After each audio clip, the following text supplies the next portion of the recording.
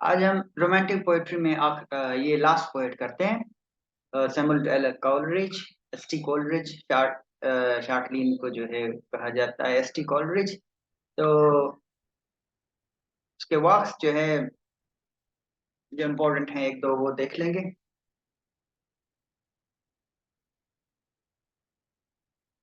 और देखते हैं जो इम्पोर्टेंट चीज़ें। बाकी ये है कि अ, आप लोग कोशिश करना कि कम से कम एक और पोएट है, थोड़ा बहुत उसको देख लेना। लॉर्ड बायरन, ठीक है, बायरन को देख लेना। ये भी ये यंगर ग्रुप से है जिसमें जिसे बिलोंग करते हैं शैले एंड कीट्स। तो उसको भी थोड़ा सा देख लेना। फिर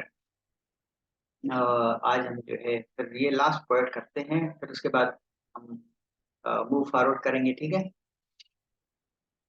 तो इसमें जो है इसके दो मैंने वर्क्स जो है सेलेक्ट किए हैं जिनको आज थोड़ा सा डिस्कस करते हैं, ओवरव्यू देते हैं। बाकी तो वैसे भी हमने रोमांटिक पोएट्री के हिसाब से कर लिया और एग्जाम में क्वेश्चन भी इनको ज्यादातर इनकी ये पोएम को कोई एक्सप्लेनेशन या समराइज करने का नहीं कहते। उनके वर्क्स को लेकर जो है जनरल क्वेश्चन पूछते हैं, एनालिटिकल पूछते हैं। स्पेशली रोमांटिक एज के हवाले से अगर पूछना होगा तो पूछेंगे।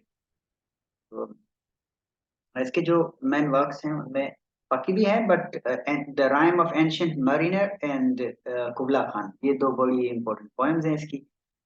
और बायोग्राफिया लिटरेरिया जो है ये क्रिटिसिज्म के उसमें जो है डिपार्टमेंट में अगर देखा जाए तो ये literary criticism maybe it has a prominent place in literary criticism. तो हम लोग जो है आज the rime of ancient mariner and Kubla Khan देखेंगे।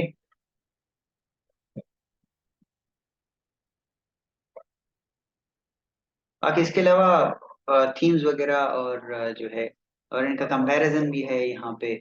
हमने कल पढ़ लिया था दोनों को, वर्ड्सवर्थ कॉलरिज को मिलके, बट अगर देखना है तो इसमें जो है मिल जाएगा। के अलावा कॉलरिज का नेचर कैसा था ये भी हमने समहाउ कल पढ़ लिया था।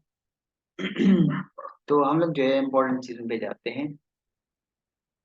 The rime of ancient mariner जो है इसके हवाले से ये है कि the story of a mariner who commits an act against nature by killing an albatross, ठीक है। तो ये इस हवाले से है कि एक स्टोरी है एंशिएंट मरीनर में जो है the rime of ancient Mariner में कि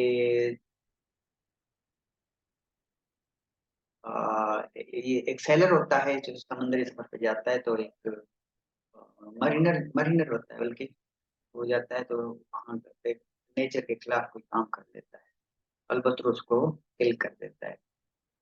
तो at the beginning of the poem the Mariner stops at a wedding, बल्कि मरीनर होता है ब्लास्ट।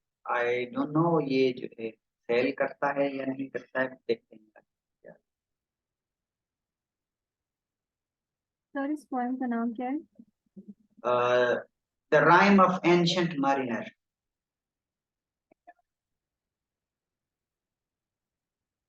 अल्बत्रोस वो परिंदा होता है, ये जो बना हुआ है पिक्चर में ना। एक बड़ा परिंदा नहीं होता, बगला वगैरह इस तरह का होता है। समुंदरी आबी जो है परिंदा है ये।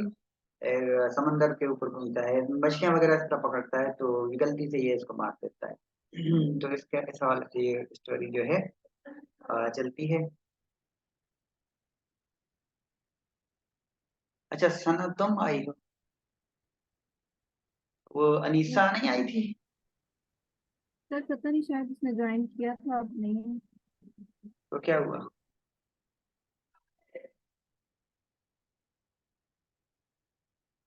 अच्छा उसका नेटवर्क का इश्यू आ रहा है। तो चलो पहले हम लोग जो है कंटिन्यू करते हैं, उनको रिकॉर्डिंग मिल जाए। हाँ, तो ancient of rhyme of ancient Mariner. तो इसमें जो है at the beginning of the poem the Mariner stops a wedding guest. He cannot choose but hear a sad mysterious story about the burden of the mariner's guilt.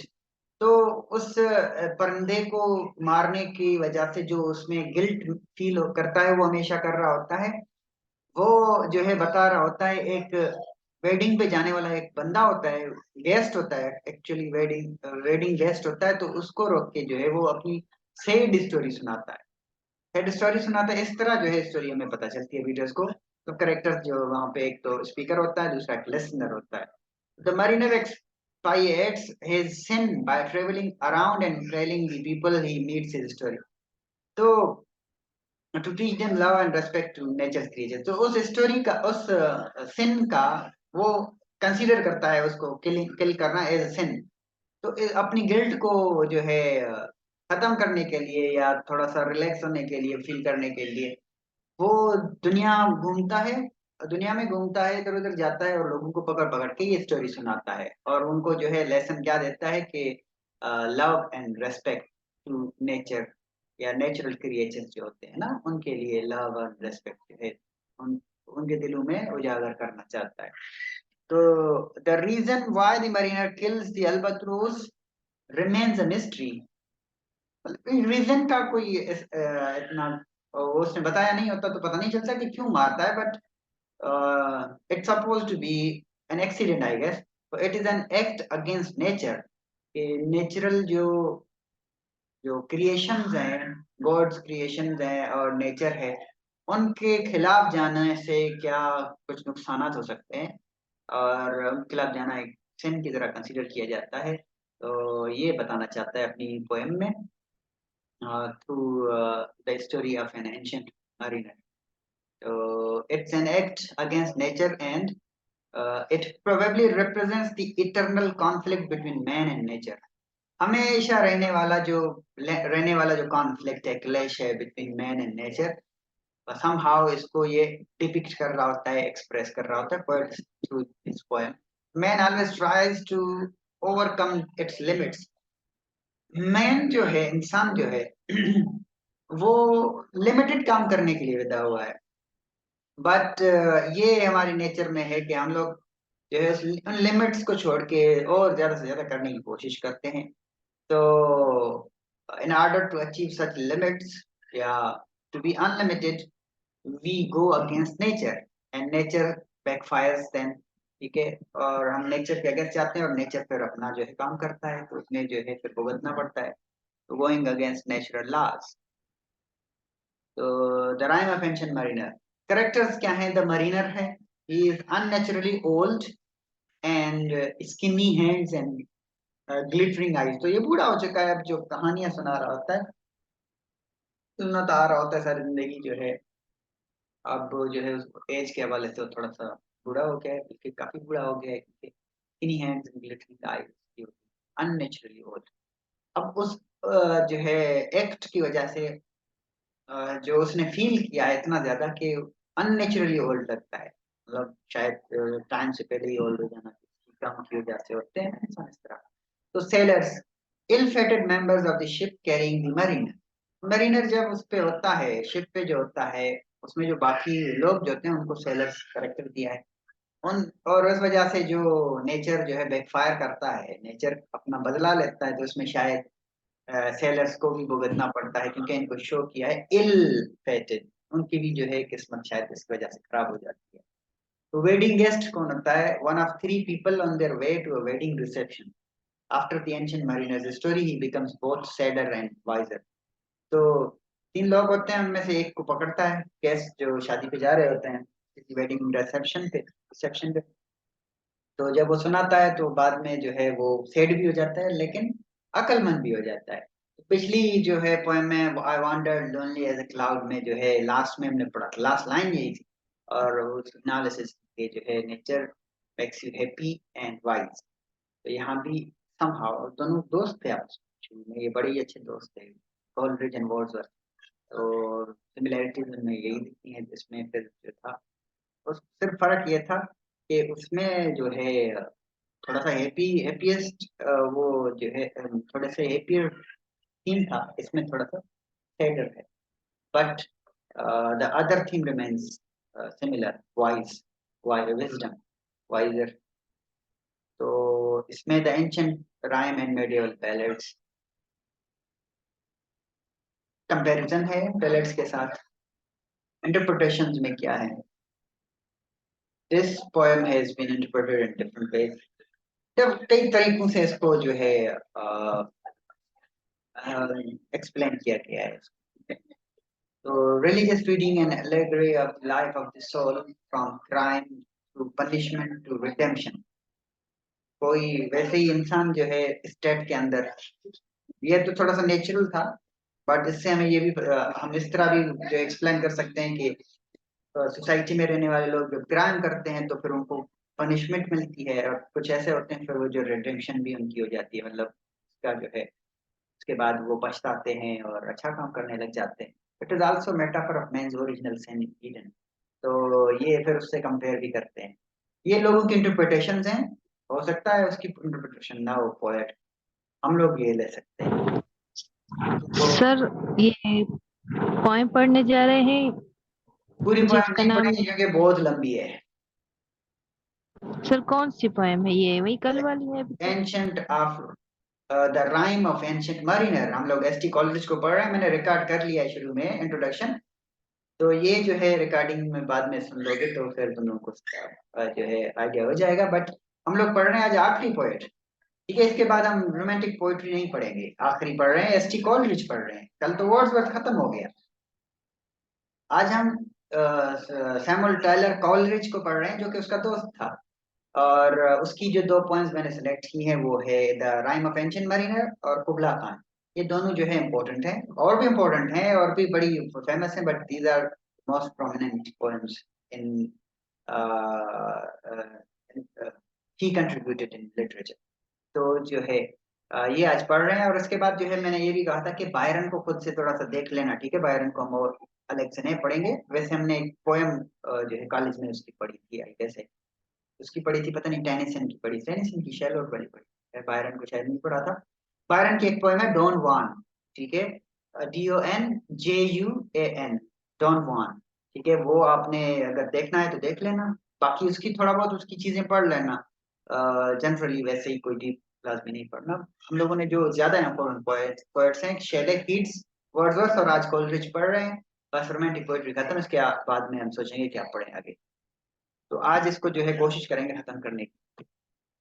तो इसमें जो है ये जरा मैं ओवरव्यू दे रहा था, वो रिकॉर्ड भी हो रहा है, तो बाद में जो सेंड करूंगा तो सबको आइडिया हो जाएगा। और इसके अलावा जो है अब हम आते हैं जरा पोएम की तरफ।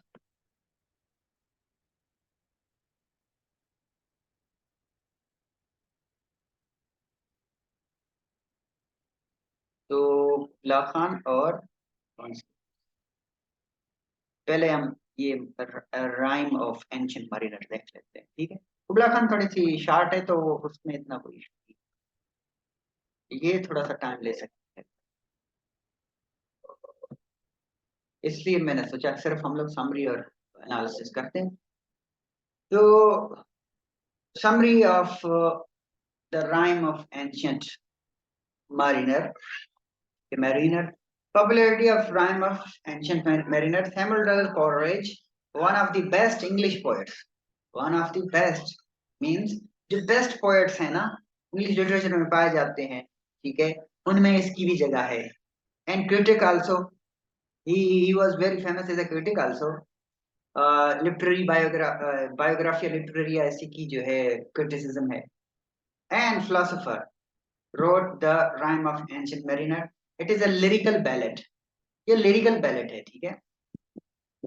वो जो सॉन्ग वाली बैलेट है वो थोड़ी सी अलग है, ये लंबी बैलेट है, लिरिकल बैलेट है। तो ये लिरिक है बेसिकली, ये नरेट कर रहा है स्टोरी को, और बैलेट की शक्ल में है। तो known for mystical themes and atonement of sin, ठीक है।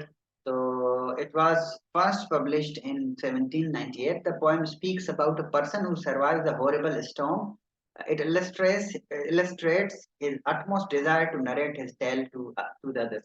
तो जब ये समंदरी सफर पे होता है ना बंदा, जिसकी ये कहानी बता रहा होता है, एंशियंट पुराना एक मरीनर होता है, ठीक है। जो मरीनर होता है वो करेक्टर, मेन करेक्टर इसका यही है।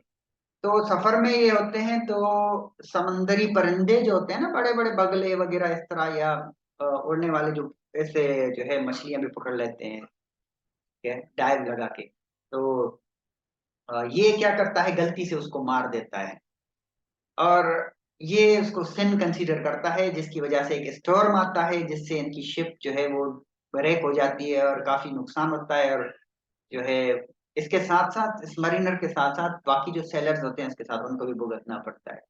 और फिर क्या करता है, इस सिन के बोझ तले, गिल्ट तले, ही फील्स गिल्टी। और जब से इसके साथ ये हादसा हुआ होता है, तो वो फिर दुनिया दुनिया जाके ये अपनी जो है कहानी सबको सुना रहा होता है, सुनाता है। और उनको जो है नेचर के हवाले से रेस्पेक्ट और लव की जो है लव का लेसन देता है, कि नेचर के साथ जो है लव एंड रेस्पेक्ट से पेश आना चाहिए, रादर देन उसके साथ क्लेश हो या कॉन्फ्लिक्ट हो। तो इसी तरह जो है ये स्टोरी कैसे शुरू होती है, तीन जो बंदे होते हैं वो एक वेडिंग रिसेप्शन में जा रहे होते हैं, तो एक को जो है वो पकड़ता है और उसको ये स्टोरी सुनाता है, और वो लास्ट में क्या होता है, सैड भी हो जाता है बट वाइजर भी हो जाता है। जिस तरह लास्ट में हमने कल पढ़ा था कि भाई नेचर जो है इंसान को जॉय भी देता है बट वाइज भी करता है, विजडम भी देता है। तो इसी तरह ये भी इसका एक सिमिलर जो है थीम है दोनों दोस्तों का, कोलरिज एंड वर्ड्सवर्थ का। तो इसमें जो है as a representative of luck, this poem as a representative of luck, ये कैसे सरवाइव कर जाता है बंदा। ठीक है, जो इसने ये जो इसको सिन कंसीडर करता है वो इसने ही किया होता है, बट ही सर्वाइव्स, लेकिन वो सारी सारी जिंदगी गिल्ट फील करता है। So the poem is about the desire of an old mariner who loves to tell his strange tales to others. The poem begins when he stops one of the wedding guests. Despite the refusal of the guest, the mariner grabs his attention with his magical eyes. He makes him listen to the story he tells. The mariner describes an incident when he was sailing with crew near America. तो America के करीब वो एक समुद्री सफर पे निकला था बाकी लोगों के साथ, क्रू के साथ। तो उसके साथ क्या हादसा पेश आया था वो उसकी सुनाता है। बंदा जो है सुनना नहीं भी चाहता, बट वो somehow अट्रैक्ट कर लेता है उसको और वो सुनने लगता है। तो his ship loses the direction due to the storm. Suddenly an albatross appears and the ship is freed from the land of ice and mist. But mariner kills the bird with his crossbow. तो वो खो जाते हैं रास्ते से, but एक परिंदा आता है अल्बत्रोस, तो इस वजह से जो है ये सफर इनका फिर वो रास्ता साफ हो जाता है, लेकिन ये उसे क्रॉसबो के साथ मार देता है उसको। After he has killed the bird, strange things started happening. The crew believes the mariner has committed sin and brought suffering. तो ये मारता है, जब जैसे वो मरता है तो उसके बाद उनके साथ अजीब अजीब चीजें, अजीब अजीब हादसा होने लगते हैं इस सफर में। और क्रियो को समझ में आता है, वो समझते हैं कि इस मरीनर ने ये जरूर ये गुनाह किया है उसको मार के, जिसकी वजह से जो है हमारे ऊपर तकलीफें आई हैं। तो thus they decide to hang the dead bird's body around the mariner's neck as a reminder of his sin. अब क्रियो क्या करता है इसके साथ, मरीनर के साथ, वो जो परिंदा इसने मार दिया होता है ना, वो उसकी बॉडी को जो है इसके गले के साथ लटका देते, गले में उसको लटका देते हैं, ताकि ये देख के उसको लगे कि उसने क्या सिन किया है। अब फिर वो गिल्ट इसके अंदर जो है बैठ जाती है, सारी जिंदगी उसका साथ नहीं छोड़ती है, बूढ़ा हो जाता है तब भी वो उसके साथ ये गिल्ट रहती है, पछतावा रहता है। तो as the poem continues, everyone on the ship dies except the mariner. तो फिर ये होता है कि सफर में ये होते हैं, अब रास्ते वगैरह भूल चुके हैं तो उनके साथ हादसा हो रहे होते हैं, तो बारी बारी जो है सारे मर जाते हैं, लेकिन ये मरीनर फिर भी सरवाइव कर जाता है। तो he is rescued bye hermits boat कहीं से and reach the port safety. तो कहीं से उसको कोई बोट जो है दिख जाती है और ये उसे बचा लेते हैं, और वो जो है पोर्ट पे सेफली पहुंच जाता है। On reaching the shore he desperately desires to narrate the story of her story to hermit. तो ये स्टोरी जो है सुनाना चाहता है उस हरमिट को। तो even after many years of incident he still feels the same need to save them. तो उसके अंदर गिल्ट असल में ये मरने की वजह से, तो मारने सिन करने की वजह से, बट इस सिन की वजह से ये भी समझता है कि सारे लोग मारे गए। तो this is the biggest guilt, कि इसकी वजह से इतने लोग मारे गए। ठीक है, तो ये years passed by but years passed but he still feels guilty. तो ये फिर कहानी सुनाता रहता है सबको। After expressing his emotions the mariner departs and the guest also returns home feeling wiser and sadder. Wiser and sadder कैसे कि ये एक तो उसने जो है उसको मारा, फिर उसके बाद जो है लोग मरने लग गए, सारे मर गए, और ये अभी तक गिल्टी फील कर रहा है। तो this is a sad ending. But nature के अगेंस्ट जाओगे तो इसको ये भुगतना पड़ेगा। तो ये एलिमेंट जो है उसके इस लोग वो जो गेस्ट होता है ना उसको वाइज कर देता है कि नेचर के अगेंस्ट नहीं जाना चाहिए, अगेंस्ट जाने चाहिए। नेचर जो है बैकफायर करता है। थीम जिसमें जो है सिन है, सर्वाइवल है एंड डेथ। तीन तरह के थीम्स हैं, major themes basically. So the poem revolves around the thematic strand of sin. Mariner commits by killing a seabird, which later becomes the reason for multiple deaths. तो major तो एक theme ये है कि उस गुनाह के ऊपर है, तो कैसे ये उसको मारता है परिंदे को, और जिसकी वजह से बाद में सब इस sin की वजह से बाकी लोग मारे जाते हैं। He kills one of the God's loveliest creature. Nature is beautiful in every form. Birds हों चाहे परिंदे हों, चाहे परिंदे हों चाहे आपके जो है दरख्त हों, पहाड़ हों, बादल हों, her nature is all beautiful. तो इसके साथ हम छेड़खानी करते हैं तो फिर जो है नेचर भी अपना बदला लेता है। तो समहाउ ये एक लेसन ये देना चाहता है इसके। तो bird that bird is was a loveliest creature God had created. So it takes him to so long to understand that he has committed a heinous crime. फिर वो बाद में उसको लगता है कि मैंने बड़ा ही गुनाह किया है इसको मार के, क्योंकि इसकी वजह से बाकी भी मर गए। So therefore he and his crew remain cursed. He fails to find peace until he confesses that he violated God's law by killing the albatross. बाद में वो कन्फेस करता है, अपनी जो है इकरार करता है अपने गुनाह का कि उसने खुदा की जो क्रिएशन है, खुदा के जो रूल्स हैं, लॉज हैं, उसकी वायलेशन की है by what killing the albatross, एक परिंदा है। That is why he suffers until he learns to adore and appreciate the beauty God's creation.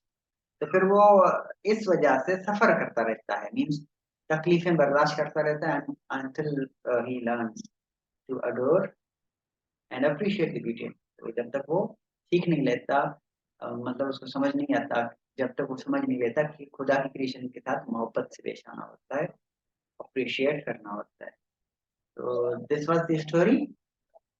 और बाकी जो है आपकी डिवाइसेस हैं कि इनको नहीं पढ़ते, कुबला खान पे आएंगे। देखता हूँ इसका टाइम कितना रह गया सेशन का नेक्स्ट पोएम के लिए। फिर अगर टाइम है तो फिर किसी से कर लेते हैं, नहीं तो फिर नया। तो अभी तक जो है कोई काउंट टाइमर नहीं आया है, तो हम लोग जाते हैं उसकी तरफ, उत्तराखंड की तरफ। इस हवाले से क्वेश्चंस करने तो कर लो।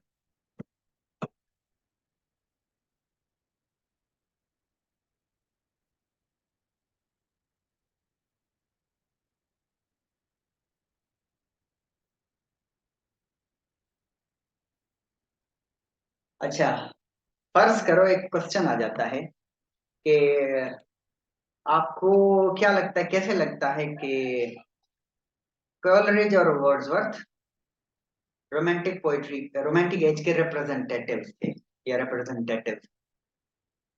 How are they represent, how did they represent या how they represented the romantic poetry through their poems? तो आप लोगों ने इसी तरह जो है बताना होगा कि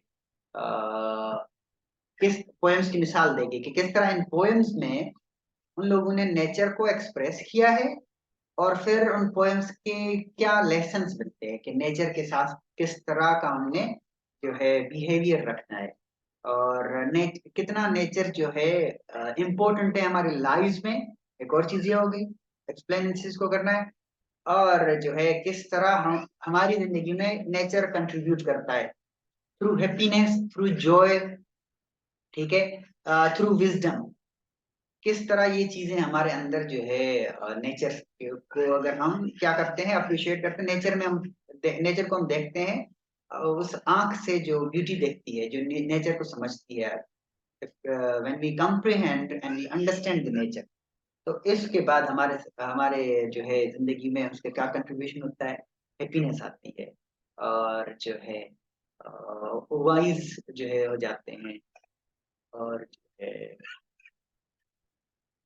अगर बाकी पीट्स वगैरह का भी पूछ लें तो पीट्स को भी आप इसमें ला सकते हैं कि वो कैसे कहता है कि भाई I think beauty is Joy forever या ब्यूटी इज ट्रूथ ब्यूटी, ये सारी चीजें जो कहता है इस तरह जो है आप बता सकते हैं, इस क्वेश्चन पे आंसर कर सकते हैं। आई होप वैसे मैंने जो क्वेश्चन के आंसर्स कुछ प्रीवियस पेपर्स के सेंड किए उससे आइडिया हो गया होगा कि एक क्वेश्चन को आंसर किस तरह करना।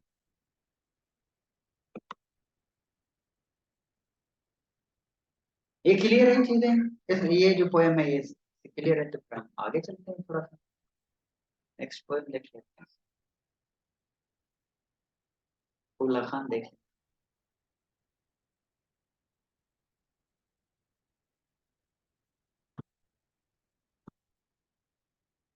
तो कुबला खान पोएम जो है वो कॉलरिज की एक और इम्पोर्टेंट पोएम है। Poem कुबला Khan by Samuel Tyler Coleridge presents the poets vision in words. एक उसको कोई इमेजिनेशन या कोई ख्वाब देखता है, विजन आता है, ठीक है, वो फिर उनको क्या करता है पोएम की शक्ल में एक्सप्रेस करता है। The main idea of this vision is the mysterious power of imagination. तो romantic poetry is all about imagination, ठीक है। What is poetry according to Wordsworth? Spontaneous overflow of powerful feelings. तो वो इमेजिनेशन के through आती हैं, ठीक है। और पोएट्स जो हैं ये सारे जो है इमेजिनेशन, और बाद में जो है ये जो एक क्रिटिसिज्म भी है डिफेंस ऑफ पोएट्री, उसमें भी कीट्स ने जो है इमेजिनेशन और रीजन की बात की है। तो इमेजिनेशन जो है सबसे इम्पोर्टेंट इसमें एलिमेंट है रोमांटिक पोएट्री में। और आगे जो उसकी क्रिटिसिज्म है कौन है, हाँ मैथ्यू आर्नल्ड, ठीक है। आर्नल्ड ने भी इमेज क्रिटिसिज्म को भी इमेजिनेशन के थ्रू करने की जो है काफी जस्टिफिकेशन दी है। तो इमेजिनेशन इज वेरी इंपॉर्टेंट। आप लोगों ने जो है इमेजिनेशन के हवाले से भी क्वेश्चन आ सकता है कि इमेजिनेशन को रोमांटिक पोइट्री के हवाले से जो है एक्सप्लेन करो, इस तरह कुछ कर सकता है, but answer would be the same. आप लोगों ने इनको लेना है, ठीक है। और इमेजिनेशन को जो है किस तरह इमेजिनेशन विजन्स जो है आप मिसालें दे सकते हैं कि भाई poets imagination, poets sensuous, Keats imagination sensuousness, Shelley's imagination किस तरह उसको रेवोल्यूशनरी पोएट बनाती है, और किस तरह पोएट ऑफ नेचर बनाती है इसको, वर्ड्सवर्थ को वगैरह वगैरह। तो जब ये किस तरह शुरू होती है, आई आई आई थिंक जो है हम नया सेशन शुरू कर लेते हैं क्योंकि काउंटडाउन भी शुरू हो गया है और इसमें जो है 7 मिनट रह रहे हैं, पोएम आधी रह जाएगी, तो नई जो रिकॉर्डिंग होगी उसमें पूरी एक पोएम आ जाए तो अच्छी बात है, ठीक है। तो इस सेशन को मैं जो है फिलहाल एंड कर रहा हूँ।